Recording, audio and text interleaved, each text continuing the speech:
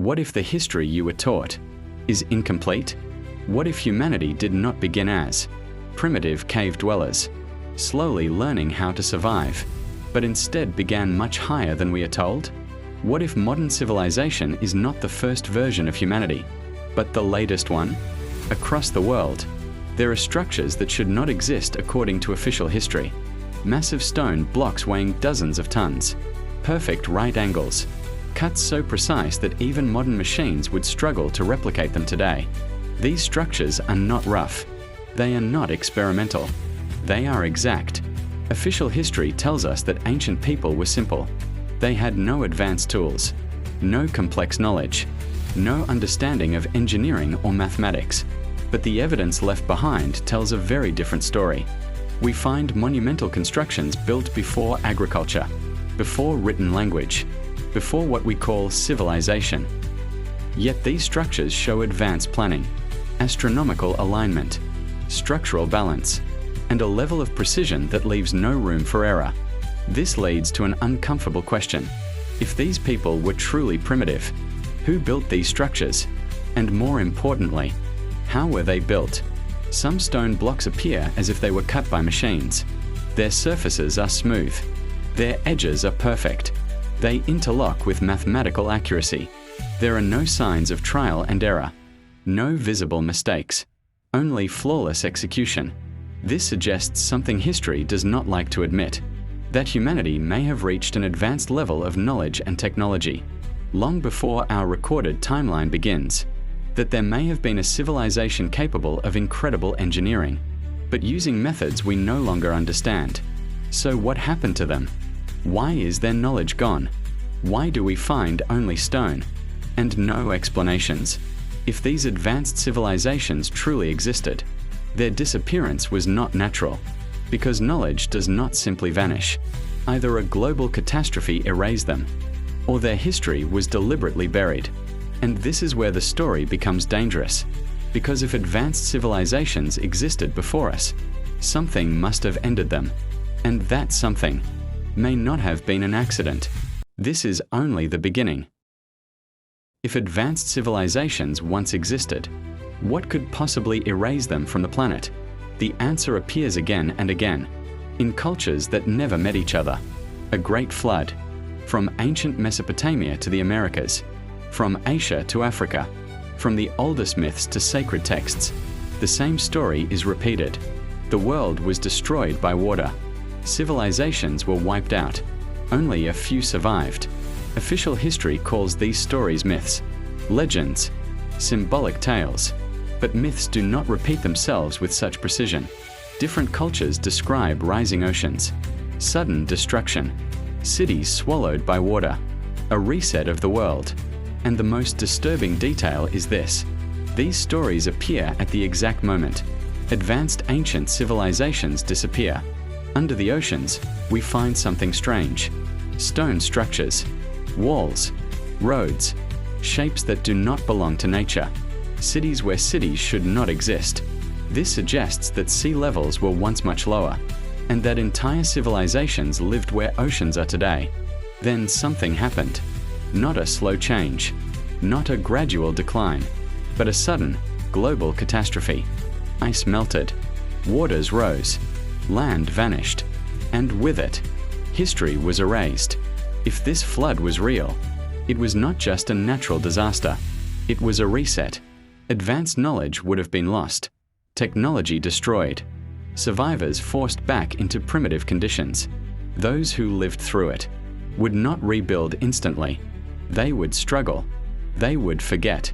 They would tell stories instead of writing history, stories that later generations would call myths. But what if these myths are memories? Memories of a world that existed before ours, a world that reached a level of advancement we are only beginning to understand. If the Great Flood was a global reset, then everything after it is only a reconstruction. And that raises a dangerous question. If humanity was reset once, could it happen again? And more importantly, if this knowledge exists, why is it rarely discussed? Why is it not central to our understanding of history? Perhaps because accepting a global reset means accepting that civilization is fragile, and that progress is not permanent. This changes everything. If advanced civilizations existed, and if a global catastrophe erased them, then one question becomes unavoidable. Why are their traces so difficult to find? Around the world, archaeologists have uncovered discoveries that do not fit the official timeline. Structures dated far earlier than expected, artifacts that suggest advanced knowledge, sites that challenge everything we think we know about early humanity. And yet, many of these discoveries never reach the public. Some excavations are suddenly halted. Funding disappears. Access is restricted. And the findings are quietly moved into storage. Official explanations vary. Insufficient evidence. Misinterpretation. Natural formations. But the pattern repeats too often to ignore. When a discovery supports the accepted narrative, it is celebrated. When it contradicts it, it is questioned, then forgotten. Entire sites have been reclassified, artifacts locked away in museum basements, photographs and reports removed from public records. This is not how science is supposed to work. Science advances by questioning assumptions, not protecting them. So why does archaeology sometimes behave differently? Perhaps because archaeology does more than study the past. It defines our origin. If evidence proves that humanity was advanced far earlier than believed, then the entire historical framework collapses. Textbooks would need rewriting. Timelines would break. Authority would be questioned. And systems built on official history would lose control of the narrative. So instead of rewriting history, it is easier to contain it, to label uncomfortable evidence as fringe, to call it speculation, to quietly remove it from discussion. This is why forbidden archaeology exists, not because the discoveries are fake, but because they are dangerous. Dangerous to established models, dangerous to institutions, dangerous to the idea that progress is linear and controlled. And yet, the evidence remains, hidden, ignored, waiting, because history does not disappear. It is only buried, and buried truths have a way of resurfacing. If advanced civilizations existed, if a global flood erased them, and if evidence of their existence was buried or hidden, then one final question remains. How many times has this happened before? History presents civilization as a straight line. Primitive beginnings, gradual progress, modern technology. But the evidence suggests something very different. A cycle. Civilizations rise. They reach a peak of knowledge. They master their environment. And then, they disappear. Across the world, we see the same pattern. Sudden breaks in the timeline. Lost knowledge. Forgotten techniques. Rebuilding from ruins. Stone becomes myth. Technology becomes legend. Survivors become storytellers. What we call ancient history may actually be the remains of multiple civilizations, compressed into a single narrative. Each reset erases memory. Each restart begins with fragments. Fire, water, ice, impact. The cause may change, but the result is always the same. A world reset.